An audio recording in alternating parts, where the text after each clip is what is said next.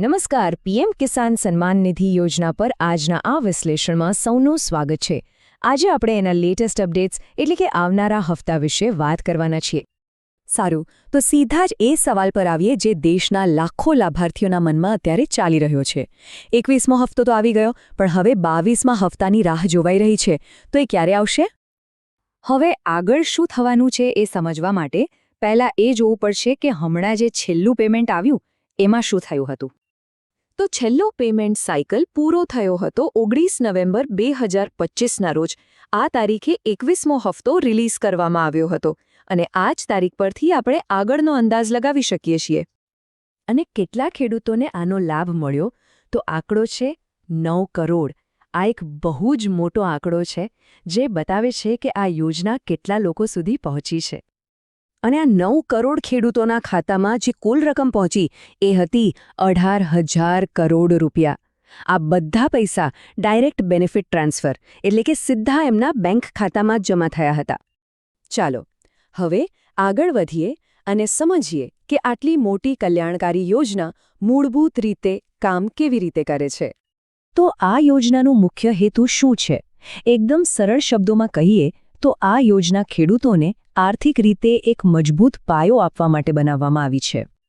હવે આ યોજનામાં જે વાર્ષિક સહાય મળે છે ને એનું વિભાજન ખૂબ જ રસપ્રદ છે. આને એક સરળ અને નિયમિત ચક્રમાં વહેંચવામાં આવ્યું છે. જુઓ, દર વર્ષે કુલ 6,000 રૂપિયા મળે છે. આ રકમ 3 સરખા હપ્તામાં વહેંચાયેલી છે, એટલે કે દર 4 મહિને 2,000 રૂપિયા સીધા ખાતામાં આવે છે. ઓકે, તો હવે જ્યારે આપણે આ સિસ્ટમ સમજી ગયા છીએ તો આપણે 22મા હપ્તાની તારીખનો અંદાજ લગાવવા માટે એની પેટર્ન પર નજર કરી શકીએ છીએ. આ ટાઈમલાઈન જુઓ, એનાથી પેમેન્ટની ફ્રીક્વન્સી એકદમ સ્પષ્ટ થઈ જાય છે અને એના પરથી જ આપણને આગળના હપ્તા માટે એક મજબૂત સંકેત મળે છે. જેમ કે ફેબ્રુઆરી 2025માં 19મો હપ્તો, પછી ઓગસ્ટ 2025માં 20મો અને નવેમ્બર 2025માં 21મો. એક ચોક્કસ પેટર્ન દેખાય છે, બરાબર ને? તો આના પરથી સૌથી મહત્વની વાત એ છે કે ભૂતકાળના સમયપત્રક મુજબ 2026નું પહેલું પેમેન્ટ આ 3 મહિનાના ગાળામાં એટલે કે જાન્યુઆરીથી માર્ચની વચ્ચે આવવું જોઈએ. હા, એ યાદ રાખવું બહુ જ જરૂરી છે કે ભલે આ પેટર્ન એકદમ સ્પષ્ટ હોય, પણ આ માત્ર એક અનુમાન છે. હજી સુધી સત્તાવાર તારીખોની પુષ્ટિ થઈ નથી. હવે એક ખૂબ જ ગંભીર મુદ્દા પર વાત કરીએ. જો પૈસા ધાર્યા મુજબ ન આવે તો શું? આવું કેમ થાય છે?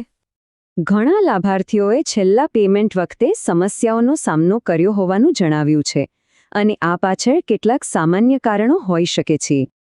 આ કેટલાક મુખ્ય અવરોધો છે જેના કારણે પેમેન્ટ સિસ્ટમમાં અટકી શકે છે. જેમ કે પાત્રતાના માપદંડો પૂરા ન થતા હોય, અથવા બેંક ખાતું આધાર સાથે લિંક ન હોય કે પછી અન્ય કોઈ વહીવટી ભૂલ હોય. તો જો કોઈ સમસ્યા કે પ્રશ્ન હોય તો વિશ્વસનીય માહિતી માટે લાભાર્થીઓ ક્યાં જઈ શકે? ઉકેલ માટેનો સૌથી સીધો રસ્તો એ છે કે સીધા જ સત્તાવાર સ્ત્રોત પર જવું. આ વેબસાઇટ પર તમારા અંગત પ્રશ્નોના નિરાકરણ માટે અને પેમેન્ટનું સ્ટેટસ ચેક કરવા માટે ઓટોમેટેડ ચેટબોટ સહિતના સાધનો ઉપલબ્ધ છે. આ આપણને એક અંતિમ વિચાર તરફ લઈ જાય છે.